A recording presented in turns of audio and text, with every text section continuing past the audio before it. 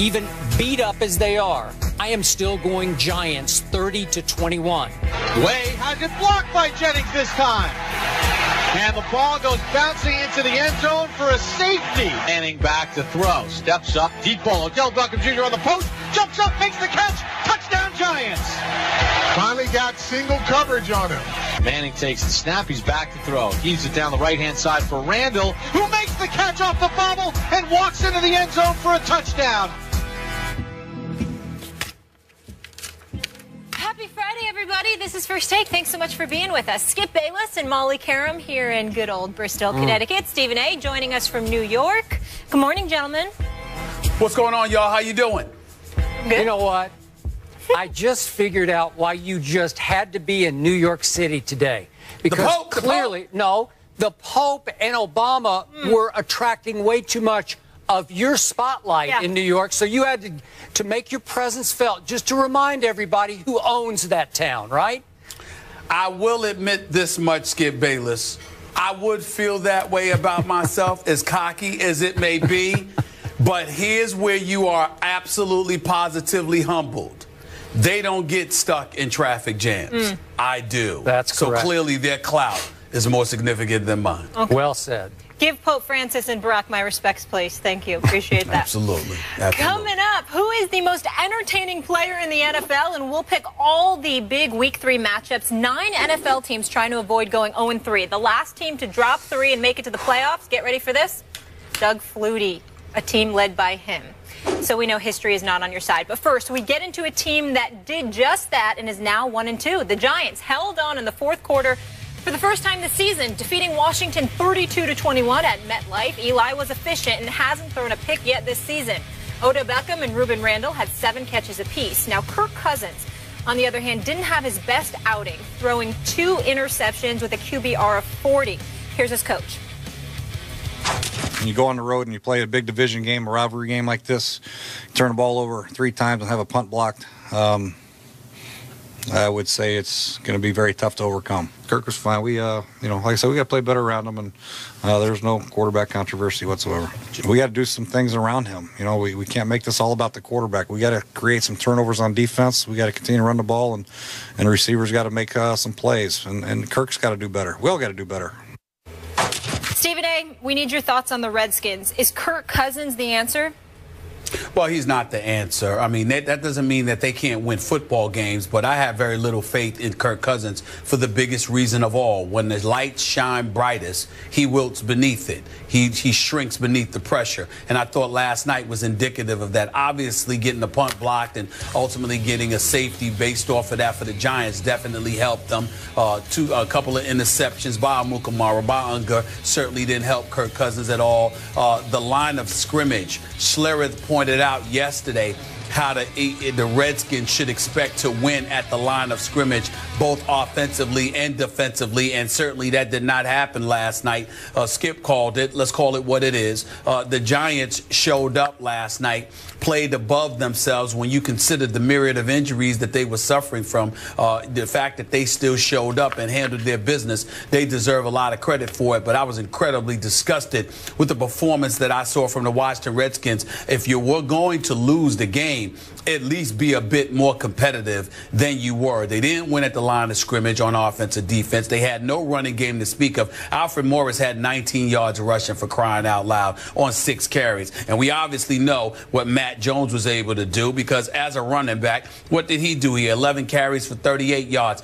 Nothing impressive in their running game whatsoever. So if you can't run the football, you can't win at the line of scrimmage to protect the quarterback, and the quarterback himself shrinks beneath the spotlight, I'd expected 2 of the 3 to work in the Redskins' favor. Obviously, that didn't happen last night, and that has a lot to do with why the Giants won. But give the Giants credit, because what transpired really wasn't a surprise. The fact that Eli stepped up, the fact that Beckham looks like an absolute stud, they made Ruben Randall look like the second coming. He had 160 116 yards receiving. All of those things considered, plus them winning at the line of scrimmage, being at MetLife Stadium, their home turf, understanding going 0-3 on the season could have essentially ruined everything. They rose to the challenge like we've seen the Giants do on many occasions in the past. So my hat's off to them. But I was incredibly disappointed with Kirk Cousins. I believe that the Washington Redskins can still win their share of games, but I find it to be something that will occur in spite of Kirk Cousins, not because of him. You know, I got to tell you, you really surprised me yesterday when you picked against the team that you allegedly root for, your hometown New York Football Giants. And I'm just wondering, do you even feel an ounce of shame today that you didn't pick the team that was playing at home? Oh, no. In front of the president. It's not an ounce. It's not an ounce.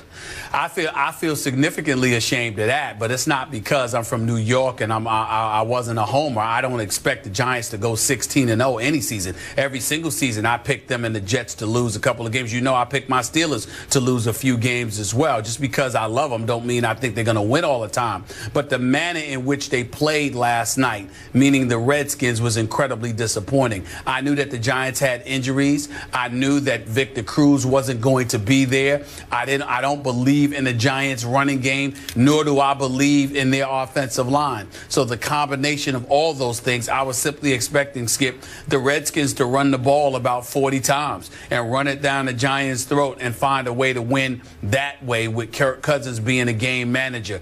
I didn't expect no one to show up. But that's what happened with the Redskins last night. Yeah. I'm going to have to reiterate my stance that I dug in with yesterday versus you and Mark Schlereth, as you guys went back and forth on me. Sure. And I'm not saying you were driving the Redskins bandwagon. Maybe Mark was more than you were. But I continued to say you're overrating this Redskins team off its first two games.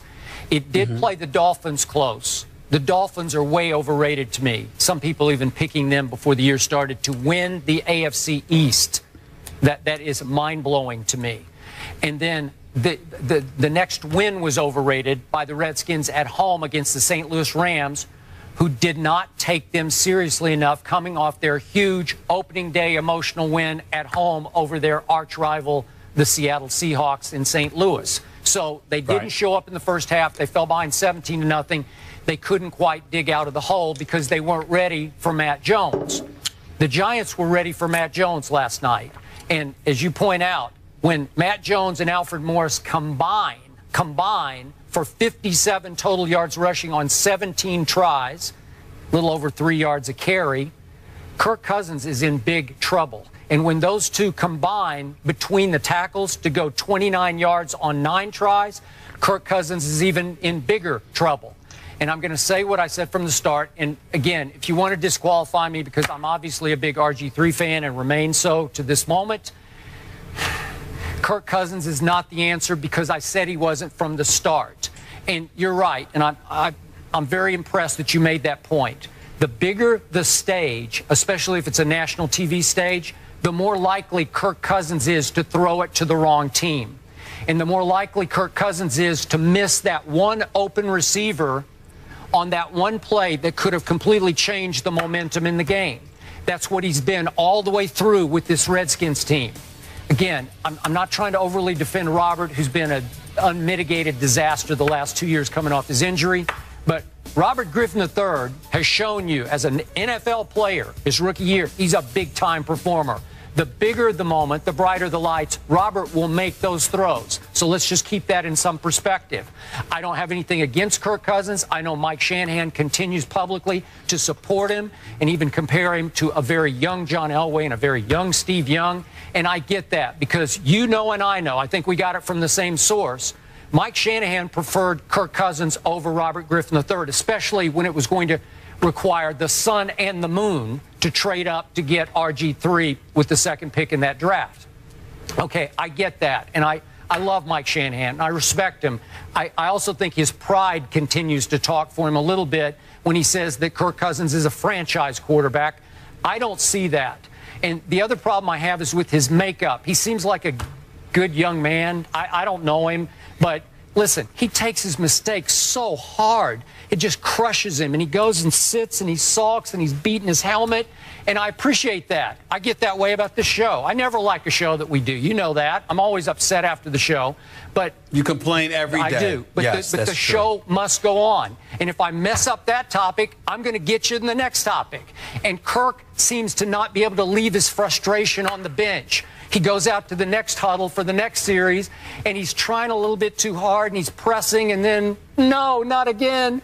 You know, like Schlereth was saying yesterday, dude, what was that? Well, I was saying it again last night. Dude, what was that? Dude, what was that? And dude, what was that? Because they had chances to get back in the game, if not win the game. He's just not good enough under that kind of pressure when he doesn't have the run game to support him.